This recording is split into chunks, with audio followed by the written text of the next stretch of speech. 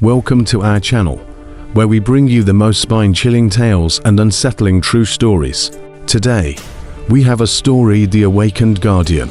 The McAllister house is a picture of quintessential suburban bliss. The sun streams through the windows, casting a warm glow over the meticulously kept living room. A family portrait of John McAllister, his wife Emma, and their two children, Lucy and Jason, sits proudly atop the fireplace mantel. The aroma of EMMA's freshly baked cookies fills the air, mingling with the sounds of children's laughter from the kitchen. John, mid-40s, a man with kind eyes and a gentle smile, sits in his favorite chair, sipping coffee and reading the newspaper. His eyes flicker up to the portrait, and his smile widens as he watches Emma, early 40s, her hair tied in a loose bun, helping Lucy, 10, with her math homework at the dining table. Jason, 13, is nearby, his nose buried in a comic book, occasionally glancing over to steal a cookie from the cooling rack. Suddenly, the serenity is shattered by a piercing scream from upstairs. John jolts up, dropping his paper. Emma lies in bed, sweat-drenched, her eyes wide with terror. John rushes in, panic etched on his face. John, Emma, what's wrong? EMMA panting. I don't know. A nightmare. John tenderly holds her, soothing her. But as the days pass, the nightmares become more frequent, and her health deteriorates. The children, too, start to exhibit strange symptoms, unexplained bruises, fevers, and moments of profound sadness. John, looking worried, is on the phone with a doctor, pacing the kitchen floor. Doctor, we've run every test imaginable. Mr. McAllister, there's nothing physically wrong with any of you. Perhaps it's a viral infection. Keep them hydrated and get plenty of rest. But rest doesn't bring relief. The children's schoolwork suffers, and the joy is drained from their lives. The doctors are baffled, prescribing a battery of treatments that only provide temporary reprieve. At night, John, desperate for answers, sifts through dusty boxes of old family photographs and letters in his office. He finds a faded envelope with the McAllister family crest on it. The handwriting is ancient, the seal unbroken. The next morning, the family gathers around the table, looking worn. John opens the letter with trembling hands. John reading to the descendants of the McAllister line. Beware the curse of the forgotten branch. The words send a shiver down his spine. The letter speaks of a feud with a distant relative, long ago excommunicated from the family for jealousy and spite. The relative had vowed to curse the line if they ever forgot their place in the shadow of the McAllister name. Later, John is lost in thought, the letter crumpled in his hand. He pulls out a dusty family tree, tracing his finger along the branches until it stops at a name: Agnes McAllister. At night, John sits beside EMMA, who is now visibly weakened. He tells her about the letter and the curse. Emma, ever the skeptic, tries to reassure him, but fear is creeping into her eyes. Emma, it's just an old family legend, John. But the symptoms persist, and the children grow sicker. John becomes obsessed with the curse, reading everything he can find about his ancestors. The next day, a knock at the door interrupts John's research. An enigmatic figure, Gwendolyn, stands on the porch. She introduces herself as a family historian and offers her assistance. Gwendolyn, I've studied the McAllister line for years. There's much you don't know. Gwendolyn shares the story of the Guardians, a lineage of protectors sworn to stand against the darkness that threaten the family. Each Guardian is chosen, marked by a birthright that manifests in their time of need. At night, John pores over the family archives, finding clues that hint at his own potential as a guardian. His great-grandfather's journal speaks of battling malevolent forces and protecting the family. The next morning, John gathers the family, his voice filled with determination. John, we're going to break this curse. We're going to fight for our happiness. The attic is a treasure trove of family heirlooms. John finds an ancient tome titled The Guardian's Grimoire. It contains spells and incantations passed down through generations. Emma's condition worsens. John, now fully embracing his role as a guardian, performs the first incantation, to cleanse the house of negative energy. Later, John's efforts seem to be working. The house feels lighter, but the family's health doesn't improve. Gwendolyn reveals that the curse is not just in their home. It's in their blood. In the evening, the family gathers for a makeshift ritual. Holding hands around the fireplace, John recites the incantation from the grimoire, a mix of hope and fear in his voice. At night, as the incantation reaches its climax, the house shakes violently. Shadows dance on the walls, and an eerie wind howls through the halls. The family clings together, faces pale with terror. The room grows cold, and a dark, shadowy figure materializes at the foot of the bed. It's Agnes McAllister, the jealous relative from the letter. "Agnes, you dare defy me." John stands firm. His eyes alight with newfound power. John, your spite ends here. The ritual reaches its peak. John confronts the shadowy figure. The grimoire opened before him. John reciting, "By the light of the ancestors, we reject your malice." The shadow writhes in pain. The room illuminated by a brilliant light. The curse is lifted, the children's fevers break, and color returns to EMMA's cheeks. The next morning, the family gathers for breakfast, the weight of the curse lifted. The sun shines brighter, the air cleaner. They share a moment of relief and joy, their bond stronger than ever. Gwendolyn, having witnessed the battle, nods in approval. "Gwendolyn, you've done well, John."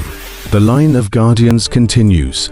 The episode ends with John, Emma, Lucy, and Jason sitting together, their eyes on the portrait, now aware of the unseen world that has always surrounded them.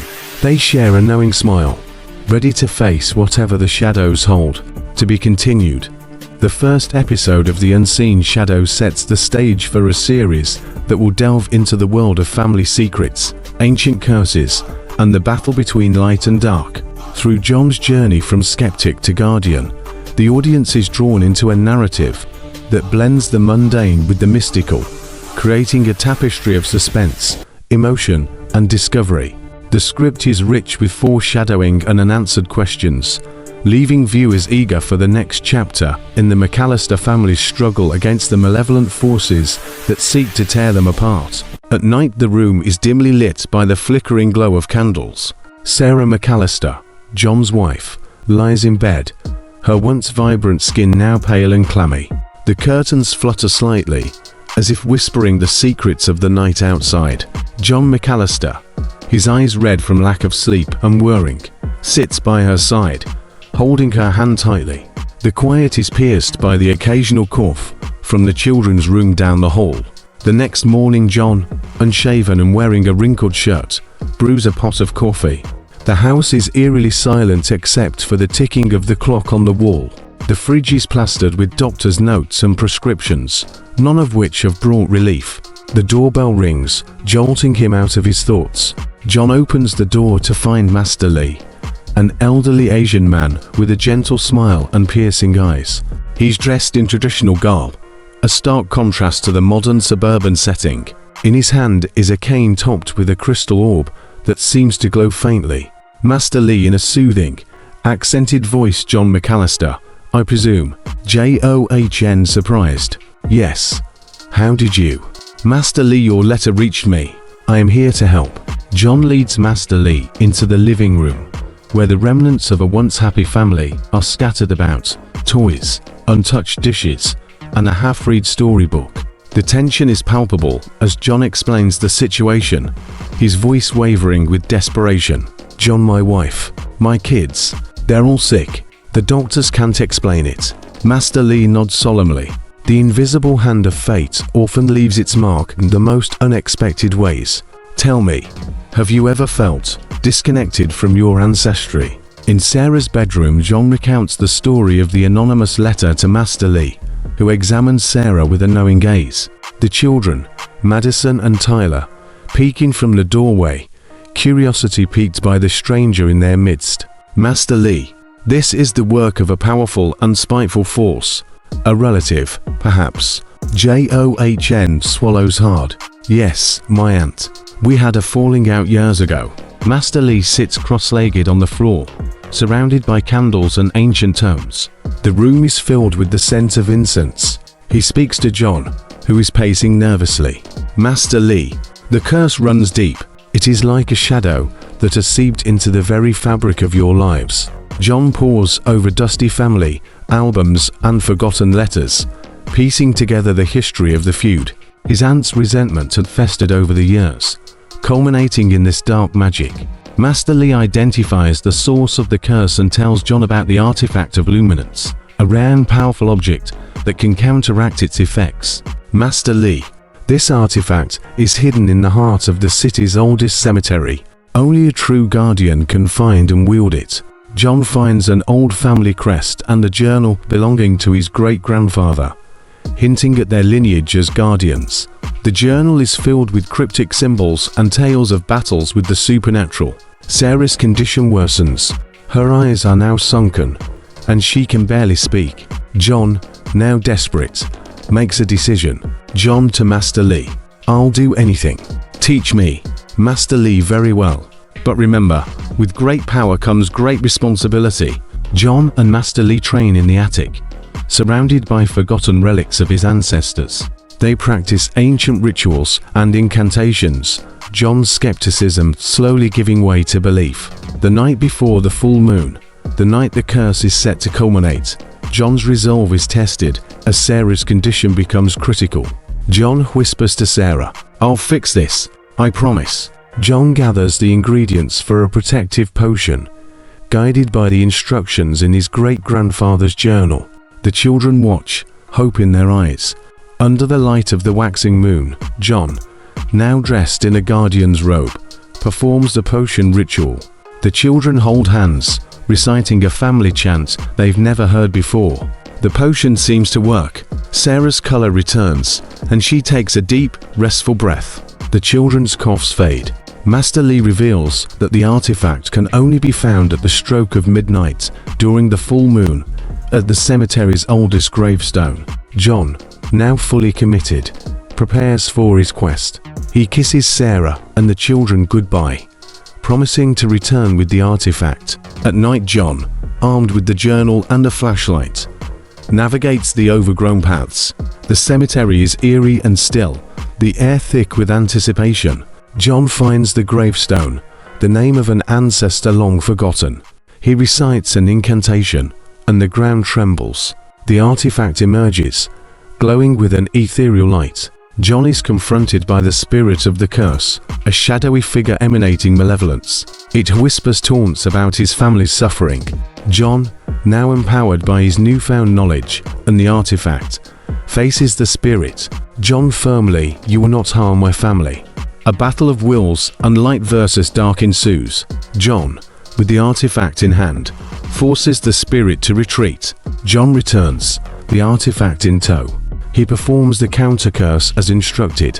The room is bathed in a warm, healing light. The children stir in their sleep, the cough's gone. Sarah opens her eyes, a weak smile on her lips. Sarah whispers, "You did it." John collapses into an armchair, exhausted but triumphant. Master Lee nods in approval. Master Lee, the path of the Guardian is not an easy one, but you have chosen it, and now you must walk it. John and Sarah embrace, their love stronger than ever. The house feels lighter, the curse lifted. The next morning, the family sits down for breakfast, a sense of normalcy returning. But John knows the truth. Their lives have been forever changed. Master Lee leads, his eyes hinting at the battles to come. John watches him go, the artifact now a constant presence in their lives. John reading the journal to his children, the story of their ancestors and the legacy they've inherited. They sit in awe, their world forever expanded. As the screen fades to black, the whispers of the other side grow faint, and the promise of a new, more enlightened chapter in the McAllister family's life begins. The journey of John McAllister, from a man lost in the mundane to a guardian of the unseen, is only just starting. The battles ahead will test his courage and love, but he now knows that with the artifact and his family by his side, nothing is impossible. The screen fades in from black, revealing John McAllister's cluttered living room.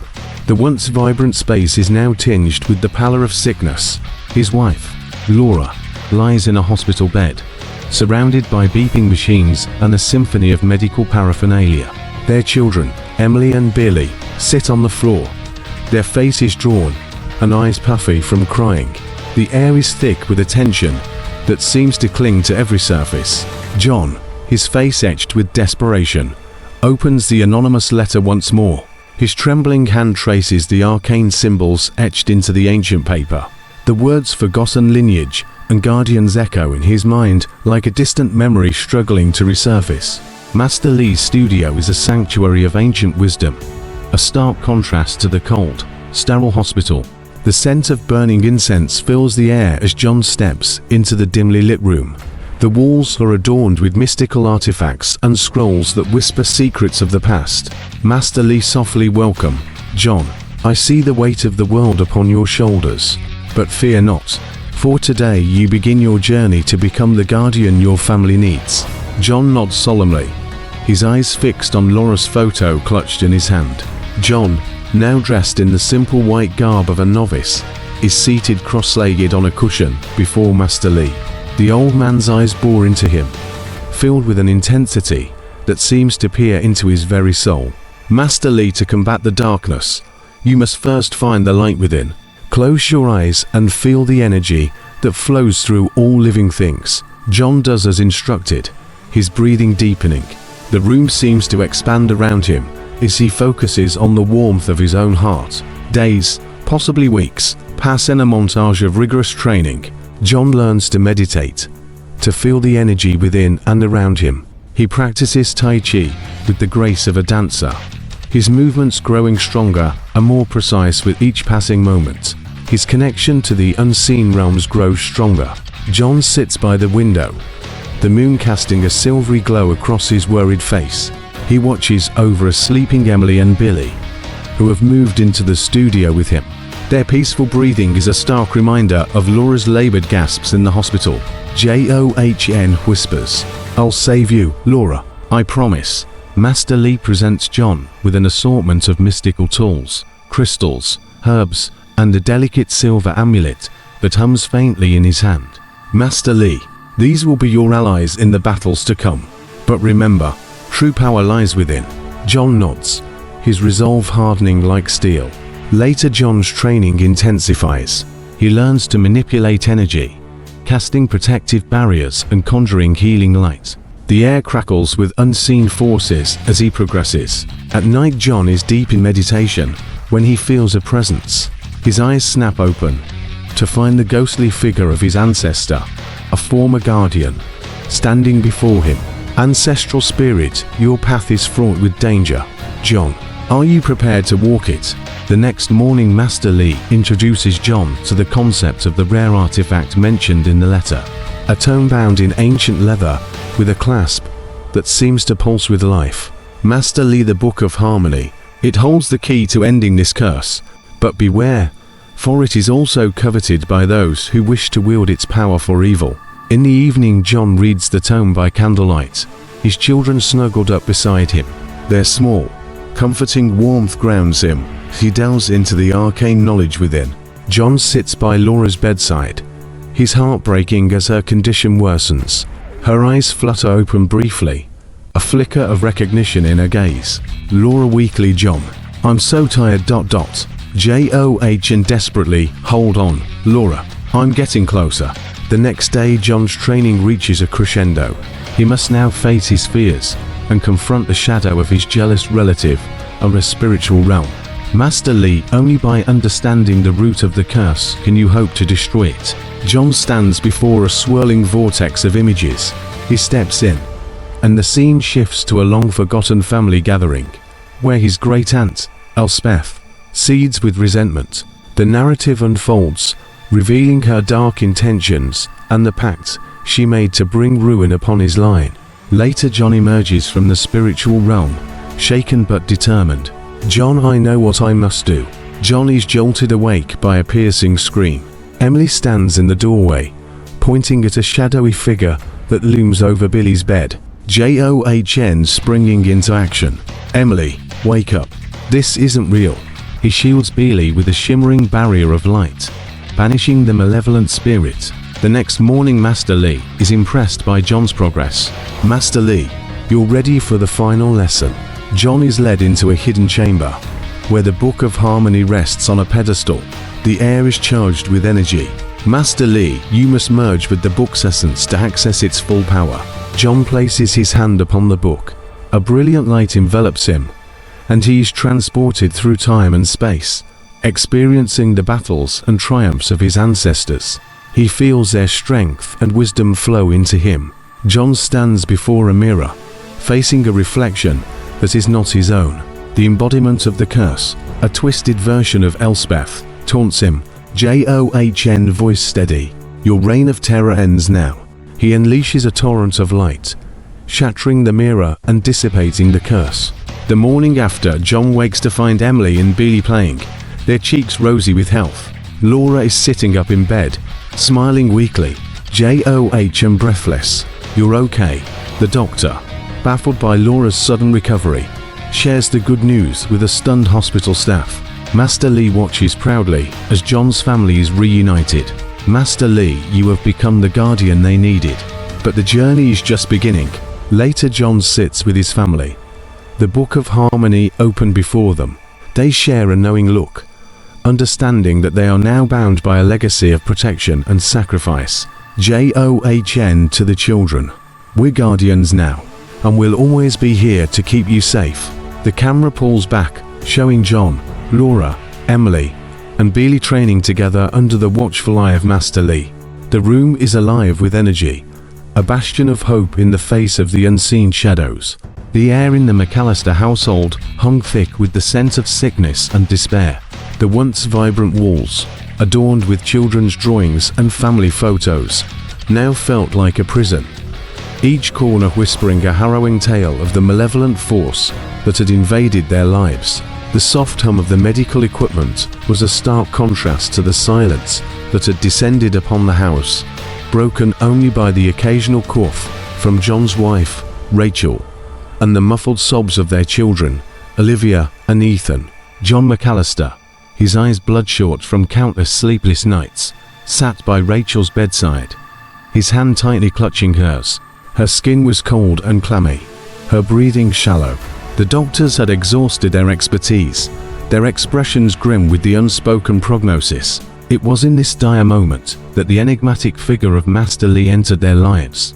The whispers of the other side grew louder, beckoning John to step into a realm that existed just beyond the veil of his understanding. Master Lee, an ancient healer with a wisdom that seemed to predate time itself, had revealed the existence of a curse. It was a dark and twisted web, spun by a jealous relative, long thought to be a figment of family legend. The curse was not just a personal vendetta, but was intricately linked to an ancient prophecy that foretold the rise of a powerful dark force, one that could threaten the very fabric of the world. The revelation had hit John a bolt from the blue, igniting a fire within him that had long been smoldering. The episode opens with a flashback to a moment of joy. The family gathered around the dinner table, sharing laughter and stories from their day. Rachel's eyes sparkle as she tells an amusing anecdote, Olivia and Ethan's faces lighting up with mirth. The scene is a stark contrast to the current state of the house, a reminder of the happiness they had once taken for granted. John's journey to find the rare artifact that could counteract the curse had begun with trepidation, but had soon become a quest fueled by love and desperation. The whispers grew clearer as he delved deeper into the lore of his forgotten lineage. He had become the reluctant hero, the guardian who had to rise to protect not only his family, but also the world. Master Lee's words echoed in John's mind as he studied the ancient texts, his eyes scanning the cryptic symbols and incantations. "The curse is a prison, a shadow cast upon the soul," he had said. "To break it, you must become the light that banishes the darkness." The training montage is intense and fraught with emotion. John, a man out of his depth, throws himself into the arcane arts, driven by the love for his family and the burgeoning power within him. He learns to channel his energy, to communicate with the spirits, and to navigate the treacherous landscapes of the supernatural. His body, once soft from the comforts of suburban life, becomes lean and hardened, his eyes reflecting the weight of his newfound knowledge. The climax of the episode unfolds as John, now a seasoned apprentice, discovers the location of the artifact. It lies in the heart of an ancient temple, long abandoned and shrouded in mystery. The journey is fraught with danger, the very air seeming to thicken with malevolence as he approaches. Inside the temple, John is met with a series of trials that test his courage, wisdom, and compassion. The spirits of past guardians guide him, their voice is faint but insistent. Each trial reveals a piece of the prophecy, a thread in the web of fate that has led him to this moment. The challenges are not just physical, but also emotional and spiritual, pushing him to confront his deepest fears and insecurities.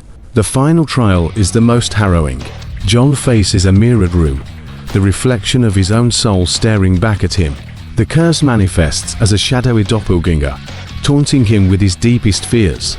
Rachel's voice, weak and distant, calls out to him, a beacon of hope amidst the chaos. He fights the shadow, his love for Rachel and the children giving him strength. As John emerges victorious, the shadow dissipates, and the artifact is revealed. It is a gleaming crystal, pulsating with a gentle light that seems to sing with the promise of salvation. He reaches out, his hand trembling, and grasps it. A surge of power courses through him, a warmth that fills the cold, empty spaces left by the curse. Back at home, Rachel's condition begins to improve. The color slowly returns to her cheeks, and the light to her eyes. The children, sensing the change, gather around her, their little faces a mix of hope and fear. John, weary but triumphant, brings forth the artifact, and together they perform the ancient rite to break the curse. The room is bathed in a soft, ethereal glow as the incantations rise and fall. Rachel's breathing evens out, and a gentle warmth fills the room. The curse, weakened by the artifact's power, is slowly lifted. The children watch, their eyes wide with wonder, as their mother's strength returns. But the victory is bittersweet. The prophecy is clear. The dark force is still at large, waiting for the moment to strike. John now understands that his role as a guardian is not just to protect his family, but to prevent the apocalypse itself. John standing at the door of his suburban home, the artifact in his pocket. He looks out at the quiet street, the setting sun casting long shadows. He knows that the battle has just begun, and the true test of his newfound abilities lies ahead. With a steely resolve, he gathers his family, their eyes reflecting the unspoken understanding of what must be done. The house a beacon of light against the encroaching darkness. The whispers of the other side have grown to a crescendo, but John's voice is clear and strong. "We are not just fighting for us," he says, turning to Rachel and the children.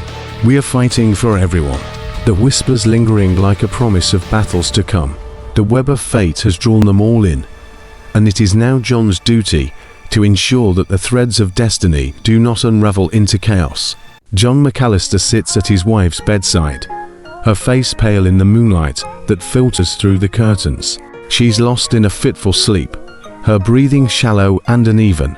The children are tucked in, but their rest is no less troubled. The whispers of the supernatural have invaded their once peaceful lives, leaving an air of dread that clings to every corner of the house. John's eyes are bloodshot from weeks of research and late-night vigils. The ancient tome given to him by Master Lee lays open on the floor, its pages filled with cryptic symbols and incantations that whisper of otherworldly battles long forgotten. Master Lee's studio is a cluttered sanctuary of mystic artifacts and dusty tomes. The scent of burning incense fills the air as John kneels before the old man, sweat beading on his brow. "Master Lee, you must understand, John, the curse is not just about your family. It's about a pact made by your ancestor, Thomas McAllister. A pact that has left a stain on your lineage." John desperate, what kind of pact? Master Lee sighs heavily, his eyes looking through John rather than at him. Master Lee Thomas saw power. In his greed, he forged a bond with a spirit of great malevolence. This spirit now demands its due. Later John sifts through a dusty chest in the attic, filled with generations of McAllister heirlooms.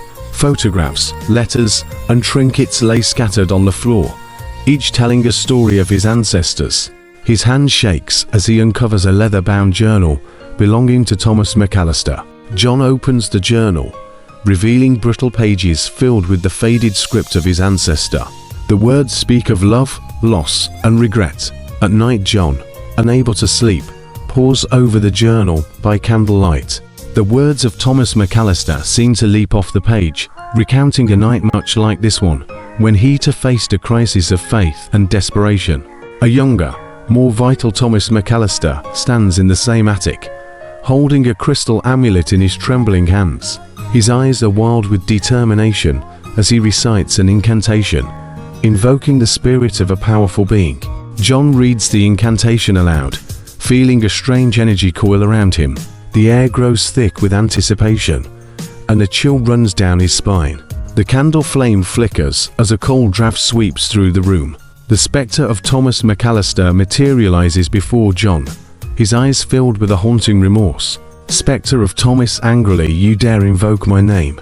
John, and firmly, I seek to understand and fix what you've done.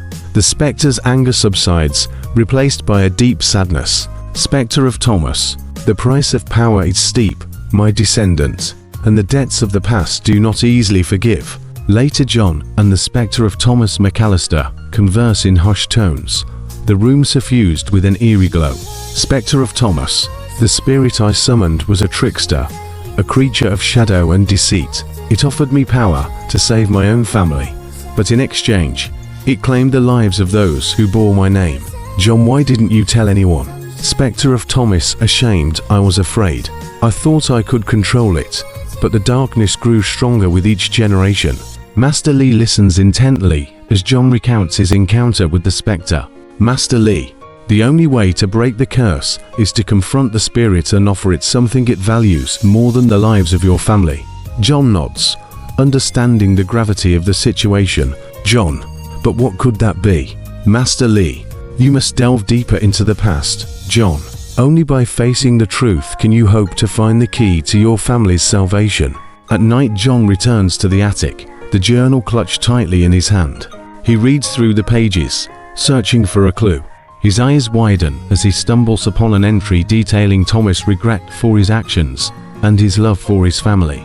The room grows colder, and the spectre of Thomas reappears, looking more solid than before. Spectre of Thomas, you found it. John, the love you had for your family. That's what the spirit craves. It feeds on fear and regret. If I offer it true atonement and love, will it leave us in peace? The spectre nods solemnly. Spectre of Thomas, but it won't be easy. The spirit is cunning and will do everything in its power to maintain its hold. The next day, John sits cross-legged in the center of the room, surrounded by candles and protective talismans. He recites the incantation, his voice strong and sure. The air stirs, and the room darkens. The shadowy figure of the malevolent spirit emerges from the corner, its eyes gleaming with malice. Malevolent spirit, you dare to challenge me. John, calmly, I come not to challenge, but to offer redemption, to pay the debt my ancestor made in error. The spirit sneers, but a hint of curiosity enters its voice. Malevolent spirit, and what makes you think I want redemption? John, because no being, not even one as powerful as you, wishes to be bound by spite and anger forever. The spirit pauses, considering John's words. The room holds its breath. Later, John recounts the love and joy he shared with his wife and children, the warmth of their laughter, and the strength of their bonds. His voice is filled with genuine emotion, and the room seems to brighten with each word. The malevolent spirit's form flickers, and for a moment, a glimpse of something softer, something almost human, shines through. John, desperately, please, let us go. We have suffered enough. The spirit's eyes narrow, and it seems to waver, the darkness around it receding slightly. The spectre of Thomas McAllister steps forward, placing a hand on John's shoulder. Spectre of Thomas, softly, I am truly sorry for the pain I've caused. Take this love as a gift to replace the fear and anger that fuels your curse. A warm light envelops John, and the spectre, growing brighter until it threatens to consume the room. The malevolent spirit recoils, its form contorting in the light. With a final, desperate scream, the malevolent spirit is banished, leaving nothing but the warm glow of love and acceptance. John opens his eyes, gasping for air. The room is bathed in the soft light of dawn, and the spectre of Thomas McAllister is gone. Later, John's wife and children stir, their fevers breaking. They look at him with confusion and hope. John, exhausted but smiling. It's over. The same day, the family gathers around the breakfast table, their eyes no longer haunted by the shadows of the curse. They share a meal filled with laughter and relief. John looks around the table, his gaze lingering on his wife and children. He knows the battle is won, but the war is far from over. John to his wife, I need to tell you everything. Later, John recounts his journey into the supernatural, the pact, the curse, and the ultimate confrontation. His wife listens, her eyes wide with disbelief and concern. Wife whispers, "What does this mean for us?" John determined, "It means we stand together. As guardians of our family's legacy, we protect each other and those who come after us." Master Lee enters, a knowing smile on his face. "Master Lee, you've done well, John. But remember, the path of the Guardian is never easy. There will be more battles to fight." John nods solemnly, his eyes meeting those of his wife. John resolute, "Together, we can face whatever comes next." The same night, John sits at the kitchen table, the journal open before him. He reads the final entry, a message from Thomas to his descendants. Spectre of Thomas voiceover, "Should you find this, know that you are not alone. The strength of our line lies not in power, but in love. Use it wisely."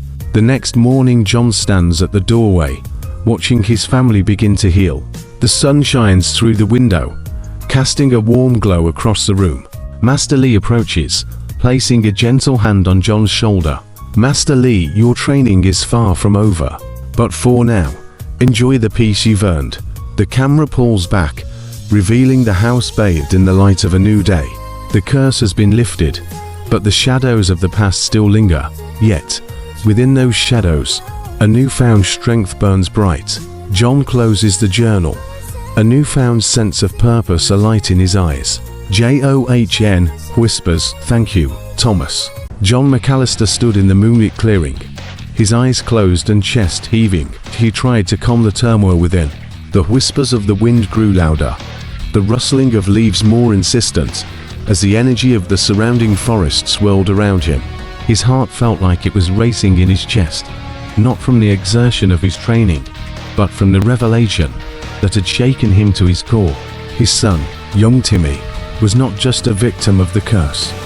He was a beacon of hope, a key to their salvation. Master Lee had revealed that Timmy was born with the gift of the elementals, an ability to manipulate the very fabric of the earth, air, water, and fire. This power was rare, even among the Guardians, and it was the reason the vengeful spirit had targeted their family. The spirit craved the power of the elementals to fuel its own malevolent ends. John opened his eyes, the green light reflecting off the surrounding trees. The night was alive with the symphony of crickets and distant howls of wolves. He looked down at his shaking hands, feeling the untamed power surging through his veins. His mind raced with the gravity of the situation, the weight of the world seemingly on his shoulders. Master Lee's gentle voice broke the silence. "John, the time has come for you to embrace the full extent of your destiny. Your son's awakening is the universe's way of preparing you for what lies ahead." John nodded solemnly, his gaze steeled with determination. "I will do whatever it takes to protect him, to protect all of them." The ancient healer placed a comforting hand on John's shoulder. "You must learn to control the elements, not just for battle, but for healing. The curse runs deep, and only purity of heart can cleanse the shadow that has been cast upon your family." The training that followed was intense and demanding. John was taught to harness the power of the elements through meditation and focus. He felt the earth's heartbeat beneath his feet, the whisper of the wind in his ears, the warmth of the sun's kiss on his skin, and the fiery passion in his soul. Each element spoke to him, revealing its secrets and challenges. Meanwhile, his wife, Sarah, grew weaker by the day. Her once vibrant eyes had sunken into dark hollows, and her laughter had been replaced by a mournful silence. His daughters, Lily and Rose, clung to her, their youthful innocence marred by the fear of losing their mother. Yet, amidst the despair, they too had begun to exhibit faint traces of the guardian lineage, their auras flickering with the promise of untapped power. John's bond with his children grew stronger as they faced their fears together. Lily, the eldest, discovered an affinity for the calming whispers of the water, while Rose found solace in the fiery embrace of the sun. Timmy, however, remained the linchpin, his elemental gift growing more volatile as the curse tightened its grip. One evening, as John practiced bending the elements, a sudden gust of wind knocked him to the ground. His eyes snapped open, and he saw Timmy standing several feet away, his small frame trembling with the effort of controlling the tempest that swirled around him. The child looked up, his eyes wide with terror and confusion. "It's okay, Timmy," John said, extending a hand. "You're not alone in this. We're all guardians now." The words seemed to resonate within Timmy, and the storm around him dissipated. He took a tentative step towards his father, his hand reaching out.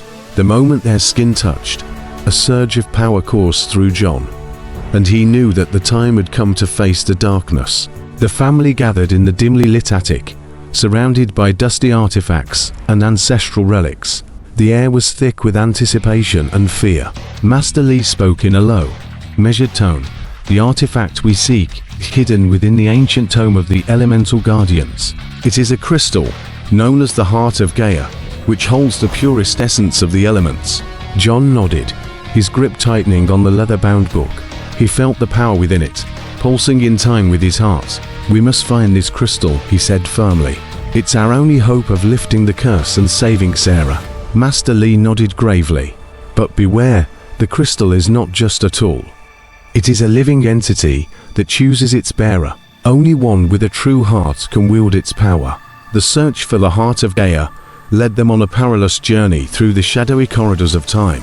They encountered lost souls and malevolent spirits, each more terrifying than the last. The children grew stronger, their elemental powers blossoming under the guidance of their father and Master Lee. The final confrontation took place in a hidden chamber, deep within the earth. The malevolent spirit, now a monstrous creature of shadow and malice, loomed over them, blocking their path to the crystal. It hissed and spat, its eyes burning with hatred. John stepped forward, the elements swirling around him in a maelstrom of power. "You will not have my family," he declared, his voice echoing through the cavern. The spirit sneered. "Your family is already mine. The curse is irrevocable, but perhaps I can make a new deal. Join me, and I will spare them." John's heart clenched, but he knew the spirit's words were a lie. He raised his hands, and the elements responded, coalescing into a brilliant light that pushed back the darkness. "No deals," he said firmly, "only redemption." The battle was fierce, the air crackling with energy. John and his children fought as one, their combined might a beacon of hope in the face of overwhelming evil. Timmy's power grew, the very earth trembling beneath the spirit's feet. The climax of the battle saw John standing before the spirit, the Heart of Gaia in his hand. He could feel the crystal's warmth pulsing with the lifeblood of the earth. He looked into the abyss of the spirit's eyes and whispered a prayer for his family. With a roar, John thrust the crystal into the heart of the spirit. The chamber was engulfed in a blinding light, and the spirit let out an unearthly scream. As the curse was broken, the light grew brighter, obliterating the shadows until all that remained was the quiet hum of the earth. John emerged from the chamber, the Heart of Gaia still clutched in his hand. He rushed back to the house, his heart racing with hope. He found Sarah lying in bed, her breathing shallow.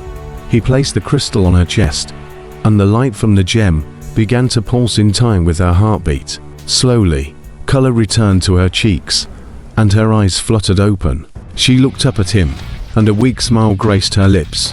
"John," she whispered. Tears of joy streamed down John's face as he took her hand. "I've got you," he said. "We're going to be okay." The house was still, the curse lifted. The children, their powers now under control, huddled around their mother, their auras bright with the light of the elements. The sun rose the next morning, casting a warm glow over the McAllister home. Sarah sat up in bed, her strength restored, and the family gathered around her. They had faced the darkness and emerged victorious, forever changed by the journey. John looked at his wife and children, the heart of Gaia resting in a small wooden box on the bedside table. "We're guardians now," he said, "and we'll always be here to protect each other." The camera pulled back, the house a beacon of light amidst the surrounding woods. The narrator's voice was soft.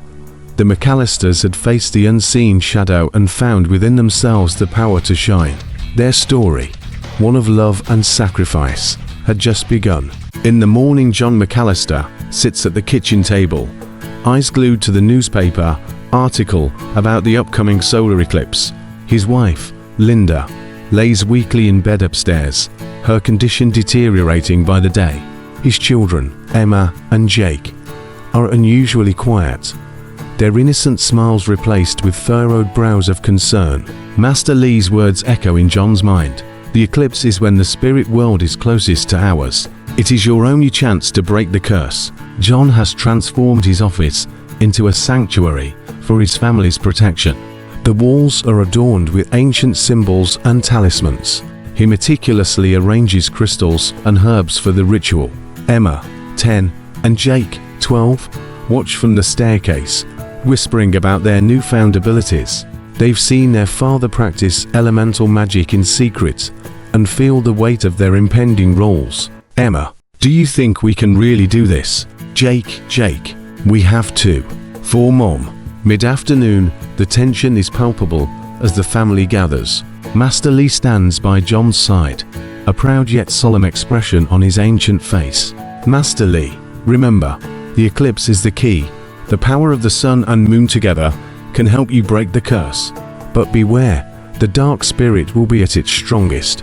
The sky grows darker as the solar eclipse begins. The family, along with Master Lee, stand in a circle on the rooftop, each holding an elemental stone corresponding to their abilities: earth, water, fire, and air. "John, all right, everyone, we're going to do this together.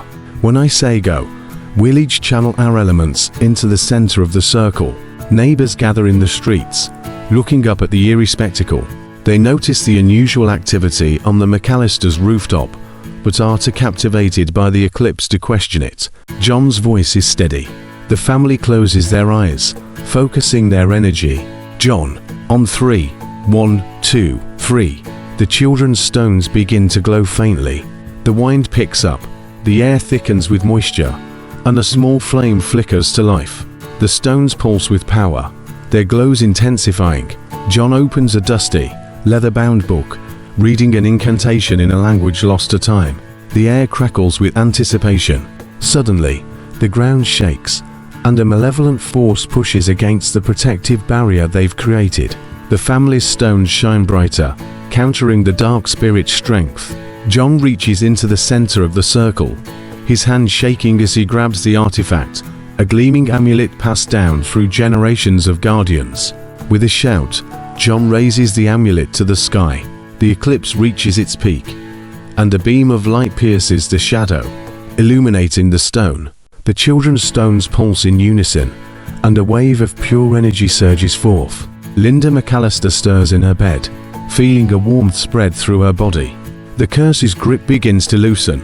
The dark spirit, a twisted specter of envy and malice, appears before them, howling in anger. The children stand firm, their eyes ablaze with power. John, now a beacon of light, recites the final words of the incantation. The amulet emits a blinding flash, and the spirit wails as it's drawn into the stone. See, the room brightens, and Linda sits up, the color returning to her cheeks. She looks around, confused but alive. The children's stones fade, and the tremors cease. The eclipse passes, and the sun shines once more. They've done it. At night, the family gathers around Linda, who is now fully recovered. They share a warm embrace, their bond stronger than ever. Late night, John and Master Lee sit in the quiet office, the artifacts resting on the desk. Master Lee, you've come a long way. John, your family is safe. But the prophecy. John looks up at the now clear night sky, the moon's glow reflecting in his eyes. John, what about the prophecy? Master Lee sighs, his gaze distant. Master Lee, the prophecy remains unfulfilled. The spirit is contained, but not vanquished. It will seek a new host, a more powerful one. Your battle is but the first in a long line of trials. John clenches his fist around the amulet, determination setting in. John, then we'll be ready. Master Lee nods solemnly. Master Lee, as long as the Guardians stand, there is hope. But you must train, John. The fate of the world may one day rest in your hands. The family stands united, the light of the moon bathing them in a gentle glow. Emma, what do we do now? Dad, Jake, yeah, we can't just sit around waiting for the next attack. Late night, John looks at his children, a hint of pride in his eyes. John, now, we become the Guardians we were meant to be. John McAllister sits cross-legged on the floor, surrounded by flickering candles. His eyes are closed, his breathing deep and controlled. The air is thick with anticipation, the silence pierced only by the occasional cough from his wife, Linda, and the soft whispers of his children, Emily and James, who are resting upstairs, their fevers finally broken. Master Lee VO John, the time has come for the final battle. The eclipse has passed, but the spirit lingers, seeking a new host. You must be vigilant. John opens his eyes, the weight of his destiny heavy on his shoulders. At night, a shadowy figure, the vengeful spirit, glides through the hallway, pausing at the children's door. It reaches out, its hand ghostly and translucent, feeling for their energy. John's eyes snap open. He senses the spirit's approach. He stands, his hand on the artifact, the heart of Gaia, which glows faintly in the candlelight. The room feels colder, and the candles flicker erratically. Emily stirs in her sleep, feeling the spirit's presence. She whispers her father's name, her voice filled with fear. John's eyes widen. He knows the spirit is targeting his children. He takes a deep breath and calls upon the guardian spirits. JOH and Guardians of Light, protect my family. I stand as your vessel, ready to face the shadows. The spirit pauses at Linda's side, watching her peaceful sleep. It whispers in her ear, promising an end to our suffering. Spirit, your pain will cease. Linda, join me, and I will give you the power to destroy those who have wronged us. John feels the spirit's malicious intent. He clutches the heart of Gaia, the room now bathed in an ethereal light. The children's eyes open, filled with the power of the elements. They stand, ready to face the spirit. The spirit materializes before John, a twisted reflection of his own anger and despair. Spirit, you think you can resist me? I am the embodiment of your darkest desires. John, my family is my strength. Your temptations hold no sway over me. The spirit laughs, its voice echoing through the house. Spirit, your children are weak, John. Their hearts are ripe for the taking. The children advance, their eyes glowing with the power of the elements. Emily, we stand with you. Dad, James, we're not afraid. John raises the heart of Gaia. The spirit sneers. Spirit, you cannot banish me. I am eternal. John, you are a parasite, feeding on pain and fear. But love is stronger. John's voice echoes through the house, resonating with the power of his ancestors. The spirit's hold on Linda falters. John channels the power of the heart of Gaia, a beam of pure light shooting from the artifact, pushing the spirit back. The children flank John, their eyes blazing. They each hold an elemental stone, the source of their newfound powers. The spirit roars, the house shaking. Spirit, you will regret this. John McAllister. The children's power surges, creating a barrier around their mother, shielding her from the spirit's influence. John steps forward, the light from the heart of Gaia enveloping him. John, leave this place and never return. The spirit's grip on Linda breaks. She gasps, her eyes fluttering open. The spirit screams in fury, charging at John. The room is a maelstrom of light and dark energy. The children hold their ground, their power stabilizing the barrier. John and the spirit clash in an epic battle of wills. The heart of Gaia's light grows brighter, pushing the spirit back. Linda sits up. Her eyes alight with determination. She reaches for John's hand, lending him her strength. The spirit falters, weakened by the love flowing through the family. The children's barrier collapses, but they stand firm, their power fusing with John's. John's eyes blaze with the combined power of the heart of Gaia and his family's love. He points the artifact at the spirit. John, be gone. The spirit is expelled from the house, a scream of rage echoing through the night. The heart of Gaia's light fades, leaving the room in silence. In the morning the family gathers, their faces drawn but hopeful. The sun rises, casting a warm glow over the room. John, it's over. We're free. Linda, fully recovered, embraces John and their children. Linda, thank you. All of you. Master Lee stands at the door, a proud smile on his face. Master Lee, you have restored balance. John, your family's lineage is strong once more. The family stands on the porch, watching as the sun rises over the horizon. John, we're a team now. We face whatever comes next, together. Later the family gathers around a table, their laughter filling the room. The heart of Gaia rests in its rightful place, a symbol of their unity and strength. In the evening John sits by the fireplace, the heart of Gaia on the mantle above, its light casting a warm glow over the room. JOH, and our journey has just begun. We are the guardians of this world, bound by love and destiny. The camera zooms out, showing the house, now a bastion of light in the dark. The final shot is of the heart of Gaia, its gentle glow a beacon against the shadows. At night the McAllister home is bathed in the soft glow of candles and the gentle hum of a healing incantation. John McAllister, his face etched with determination, stands over his wife, Maria, and their two children, Lucy and Jason, who are laid out on makeshift beds of blankets and pillows. The room is a sanctuary of hope amidst the chaos of their lives. John whispering, by the power of the guardian spirits and the love that burns within me, I call forth the healing flame. A faint, golden light begins to emanate from John's palms. The room feels warmer, the air charged with a gentle, soothing energy. The next morning, the house is unusually quiet, a stark contrast to the tumult of recent days. The children stir, their eyes opening to the sight of their father, exhausted but victorious. Lucy weakly, Daddy. JOH, and turning, smiling. Yes, sweetheart, the spirit is gone. You're going to be okay. Maria frail, John. JOHN rushing to her side. Maria. Maria tears in her eyes. Thank you for everything. John kisses her forehead. You don't have to thank me. I'd do it all over again. The children sit up, looking around in wonder as the last vestiges of the curse seem to evaporate into the dawn light. Later the family gathers around a simple breakfast table, their plates filled with nourishing food. The TV plays in the background, a news report detailing strange occurrences in the area. Reporter on TV.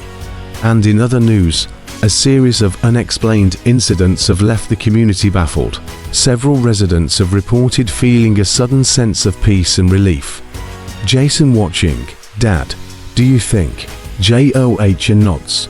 I think it's the work of the guardian spirits. They're healing the town. In afternoon, John sifts through a dusty trunk filled with generations of McAllister artifacts. He finds an old, leather-bound book titled The Law of the Flaming Heart. John reading, the healing flame is a sacred gift, passed down through the generations of guardians. It can mend not just the body, but the soul. John opens the book, and a page falls out, revealing a detailed map of the town. On it, various locations are marked with ancient symbols. John to himself, these are the places the spirit drew its power from. John decides to visit each marked location and perform a cleansing ceremony to restore balance to the town. John gathers his family, now stronger, and explains his plan. They all agree to help. The McAllisters walk through the town, their footsteps echoing through the once desolate streets. The townsfolk watch from their windows, a mix of fear and curiosity in their eyes. John leads his family to the center of the square, where a large, ancient tree stands tall. He lights a candle and places it at the base of the tree. John, This is where it all began. We end it here. The family joins hands, and John recites an ancient incantation. The candle flame grows, transforming into a pillar of pure, golden light. The light spreads, enveloping the tree and the surrounding area. John continues to study the book, while his children practice their newfound elemental powers. Lucy to Jason, "Look, I can make the wind blow." Jason smiling, "Show me how." Maria watches her children, with a mix of pride and trepidation. Maria to John, "They're so powerful. What if? What if they can't control it?" John placing a hand on her shoulder, "We'll teach them. We're in this together." At night the town is bustling with activity as people gather around the tree, which now glows faintly. The townsfolk, feeling the positive change, whisper about the McAllisters and their strange abilities. John's eyes widen as he reads about the Great Eclipse ritual. John excited, "Maria, look, this could amplify our powers and complete the healing process." The family prepares for the upcoming eclipse. The family stands in a circle, their eyes closed, focusing their energy. As the moon passes in front of the sun, the room is bathed in an eerie red light. John begins the incantation. "Guardian spirits, we invoke thee. Lend us your power, that we may heal those in need." The air crackles with energy. The children's eyes glow with the light of the elements they control. Maria whispering, "I feel it. The town's pain. It's lifting." The ritual ends with the family collapsing in exhaustion, but the room is suffused with a warm, healing glow. The next morning, the family wakes up, feeling a newfound sense of peace and vitality. The town outside is alive with the sounds of laughter and rebuilding. John receives a knock on the door. It's Mayor Harris, looking visibly shaken. "Mayor Harris, John, I don't know how to explain it, but the town, it's changed. The anger, the fear, it's gone." John smiling, the guardian spirits have restored balance.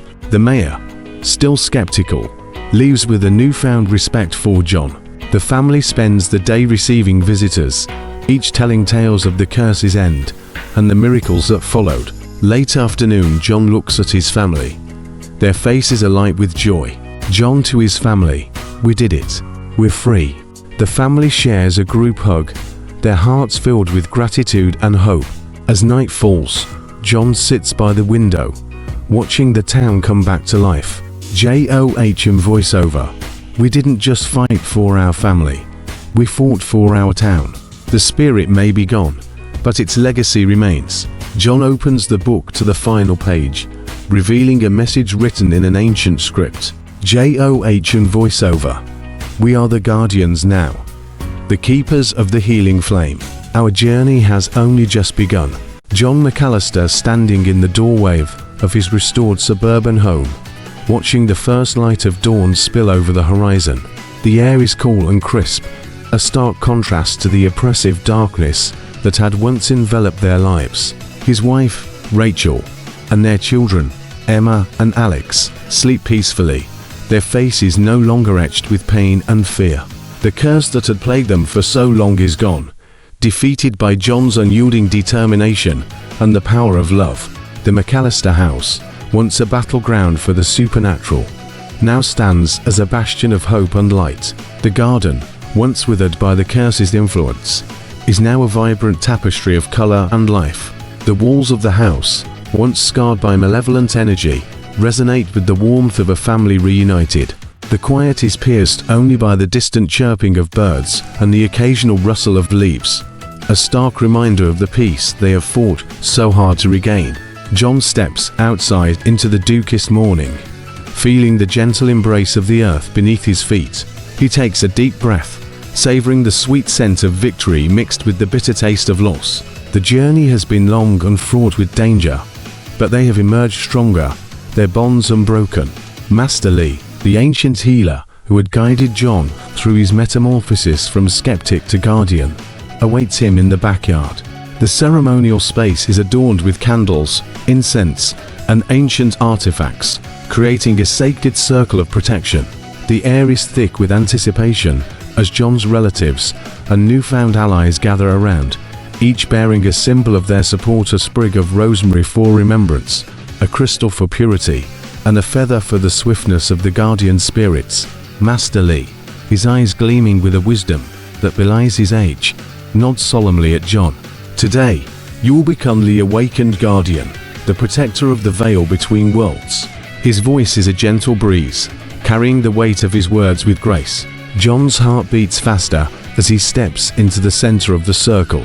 He feels the power of his ancestors surging through him, a legacy of strength and sacrifice that he now inherits. The wind picks up, whipping the flames of the candles into a frenzy, and the air crackles with energy. Master Lee begins the ancient incantation, his voice rising and falling in a mesmerizing rhythm that resonates with the very fabric of the world. The air shimmers around John, and he feels the weight of the mantle settling upon his shoulders. His eyes are drawn to the artifact that will complete the ceremony, the Heartstone, a gem of unparalleled beauty and power. It pulses with an inner light, beckoning him to accept his destiny.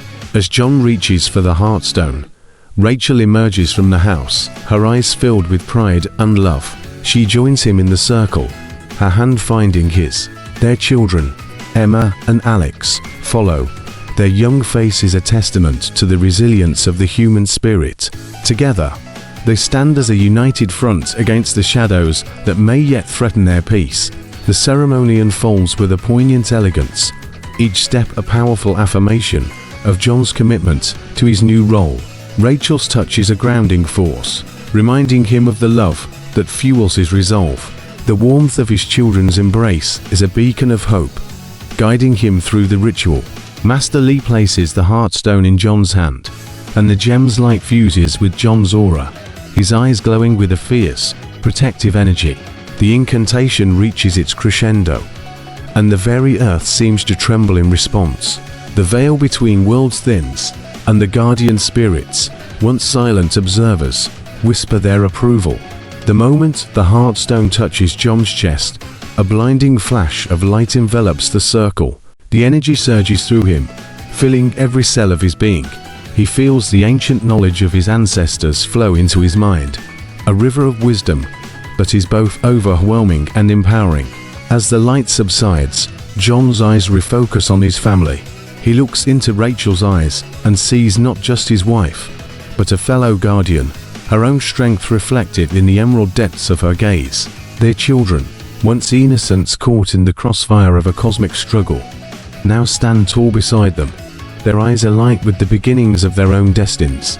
The crowd disperses, leaving the McAllisters to bask in the quietude of their newfound peace. Rachel squeezes John's hand, her grip firm and reassuring. "We did it," she murmurs, her voice a balm to his soul. John nods, his eyes never leaving hers.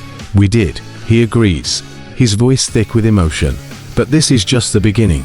The episode transitions to a montage of the family rebuilding their lives, their days filled with laughter and joy. Rachel's health blossoms, and she begins to study the ancient texts alongside John, eager to understand the world that has become their reality. Emma and Alex discover their own nascent abilities, their curiosity piqued by the whispers of the unseen. As the months pass, the McAllisters become the heart of the community, offering healing and protection to those in need. They are the guardians of the unseen, the beacon that stands between the worlds of light and darkness. One evening, as the sun sets and the stars begin to twinkle into existence, the family gathers in the now thriving garden. They sit in a circle, their hands joined, as they had done so many times before. But this time, their bond is not one of fear or desperation, but of unity and purpose. John looks around at his wife and children, their faces aglow with the warmth of their shared destiny. He knows that the battles ahead will be fierce, that the darkness will not rest easily. But he also knows that together, as the awakened guardian and his fellow protectors, they are unstoppable. The camera pulls back, the McAllister home a beacon of light amidst the sprawling suburban landscape. The curtain of night falls, but the warmth of their love and resolve pierces the shadows, a promise of hope and protection for all those who dwell in the realms of the unseen. The final scene of the series is a symbolic representation of their journey. A solitary figure, John, stands atop a hill overlooking the town. The Heartstone glows softly in his hand, a a symbol of his newfound power and the promise of a new beginning. The wind whispers the names of the ancestors who have come before. Their voice is a gentle reminder of the legacy they have entrusted to him. He raises the stone to the heavens, and as he does, the light from the gem expands, enveloping the town in a warm embrace.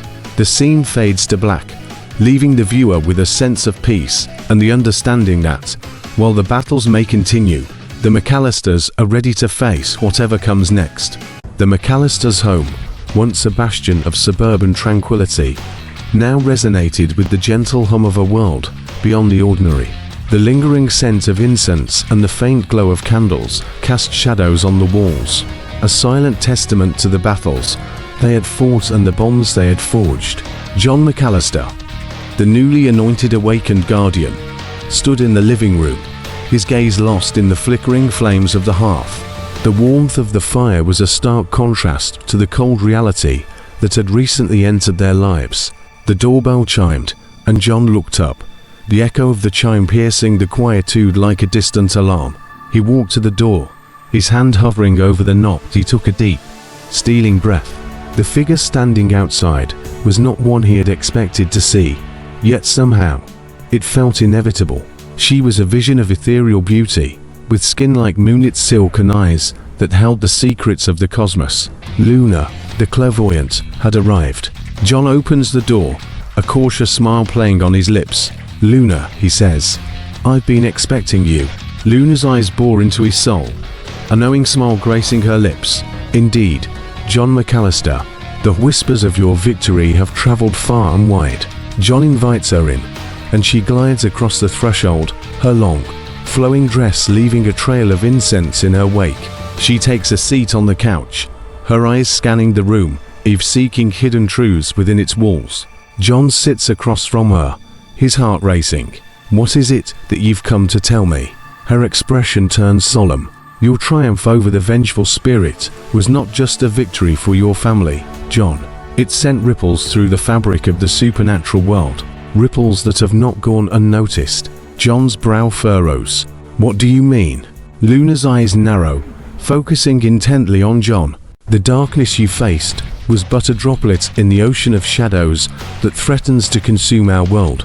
There is a force growing in power, one that feeds on fear and despair. It seeks to overturn the balance that has held for millennia." John's grip tightens on the armrest. "What can I do?" "You must continue your journey," Luna says, her voice a gentle but firm command. "Embrace your role as a guardian. Train your children, for they, too, have been touched by the supernatural. Together, you will be the shield that stands between light and dark." John nods solemnly, his mind racing with the implications of her words. "We will do what we must to protect our world." The following days are a whirlwind of preparation and revelation. Luna moves into their home, her presence a comforting beacon of wisdom amidst the chaos. She tutors John and his children in the intricate dance of the elements, the subtle art of prophecy, and the delicate balance of life and death. The McAllisters' lives become a tapestry of the mundane and the mystical, each thread weaving a new pattern of understanding and power. The children, Emily and James, begin to show remarkable progress, their latent abilities blossoming under Luna's guidance. Emily, the youngest, discovers an affinity for the ancient language of the spirits, while James, the oldest, shows a natural talent for summoning protective wards. John's wife, Sarah, though still weakened by the curse, finds strength in her newfound knowledge of her family's lineage and her husband's unwavering love. One evening, as the family gathers around the dinner table, Luna shares a vision she's had. "The force I spoke of," she says, her voice low and urgent, "it's closer than we thought. It has sent its agents to test the waters, to see if we are ready." The room falls silent, the clinking of silverware against plates a distant memory. John looks to his wife, her eyes reflecting the same determination that burns within him. "We'll face this together," he says, reaching for her hand. The first sign of trouble comes in the form of a restless night. Dreams of shadows and whispers plague the McAllisters, leaving them feeling drained and uneasy. The next morning, they find their neighborhood plagued by a series of inexplicable events. plants withering overnight, animals acting erratically, and whispers of strange figures lurking in the shadows. John and the children set out to investigate. Their newfound powers a beacon of hope in the face of the encroaching darkness. They find their neighbors bewildered and frightened, the very fabric of their lives beginning to unravel. As they delve deeper into the mystery, they stumble upon a group of lost souls trapped by the malevolent force's minions. These spirits, once guardians themselves, have been corrupted by the promise of power and now serve as pawns in a much larger game. John and his children engage in a harrowing battle of light and dark, their combined abilities pushing back the tide of malevolence. The spirits, recognizing the purity of their intentions, lend their strength to the McAllisters' cause. In the aftermath, the neighborhood returns to normal, but the family knows that this is only the beginning. They have become the guardians of not just their own home, but of the entire community. The McAllisters, sitting around the dinner table once more, the warmth of their bond stronger than ever. Luna speaks of an ancient text that holds the key to understanding the growing darkness. Together, they decide to seek it out, setting the stage for the next chapter in their journey. The McAllister home is now a beacon of light and warmth. The once frail and sickly wife, Emma, and their children, Lucas and Lily, are bustling with newfound vitality. John, their devoted husband and father, has undergone a transformation of his own. Gone is the doubt and fear, replaced by a steely resolve and a gentle confidence. Emma, with a knowing smile, places a hand-painted sign above the door, McAllister Family Healing Practice. The soft glow of candles and the scent of sage fill the air as John sits in a circle with his family, holding an ancient tome. They recite incantations in unison, a symbol of their unity and newfound purpose. Luna, the clairvoyant, watches over them, her eyes reflecting the flickering flames. The next morning, the first client, Ms. Burton, a frail elderly woman, shuffles in, her eyes filled with hope and desperation. John, dressed in a simple yet commanding robe, greets her with a warm smile. John sits opposite Mrs. Burton, his hands resting on a crystal ball that glows with a gentle light. He listens intently as she recounts her plight, a series of inexplicable accidents and illnesses plaguing her family. His eyes narrow, recognizing the subtle signs of a lesser curse. John gathers his family, sharing the news of the new curse. They stand as one, ready to face the challenge. Lucas, the young son, has grown into a brave protector, and Lily, the daughter, a wise and compassionate healer. Together, they form a formidable team. John performs a cleansing ritual for Mrs. Burton, guiding her through the process. The room vibrates with energy as the curse's tendrils unravel and dissipate. Mrs. Burton's face relaxes, and a tear of gratitude rolls down her cheek. The family gathers around a map of the town, each member placing a hand on it. Luna's voice is a whispered melody as she helps them track the source of the new curse. The map shimmers, revealing a dark blotch at the edge of town. The next day, a steady stream of townsfolk enter the McAllister home, each seeking refuge from their own personal storms. John, Emma, Lucas, and Lily work tirelessly, their combined powers bringing peace and healing to the troubled souls. The family gathers around the table, poring over tomes and artifacts, strategizing their approach to the new curse. Luna's insights are invaluable, and she shares tales of past guardians and their battles. The following morning, John, now adept in his role, meets with Mr. Jenkins, whose farm animals have been inexplicably dying. John's spirit guide, the ghostly ancestor he once feared, whispers advice in his ear. He nods, understanding the task at hand. John, Lucas, and Lily perform a ritual of protection around the Jenkins farm. The animals stir restlessly at first, then settle into a peaceful calm as the curse is lifted. The farm's vitality begins to return. The townsfolk, whose lives have been touched by the McAllisters, gather to express their thanks. The room is a tapestry of smiles and shared stories. The once fractured community is now united by a common thread of belief and hope. Later that night, John meets with the source of the curse, a young woman named Sarah, driven by anger and despair. Her eyes are filled with the same malice that once threatened his own family. He sees the potential for redemption and offers her a choice. John, Emma, Lucas, and Lily stand in a circle around Sarah, their hands joined. They channel the power of the guardian spirits, guiding her through a purification ceremony. The dark energy leaves her, and she weeps in relief. The family shares a quiet breakfast, reflecting on the night's events. The weight of their responsibilities is palpable, but so is the bond that holds them together. The doorbell rings. It's Mrs. Burton, her eyes bright and her step firm. She brings news of her family's miraculous recoveries. The room fills with laughter and warmth as she shares her gratitude. John looks around at his family, his heart swelling with pride. They've come so far, from a family on the brink of ruin to guardians of the unseen. He knows the battles ahead will be tougher, but together, they can face anything. The last client of the day is a young girl, Millie, who whispers of nightmares and shadows. John holds her hand, promising to help. As they begin the healing process, the room flickers, hinting at the larger battle looming on the horizon. The family sits in their protective circle, surrounded by the glow of candles. They discuss the growing darkness Luna foretold, the shadows lengthening outside their window. John tucks Lucas and Lily into bed, sharing a knowing look with Emma. They're ready for whatever comes next.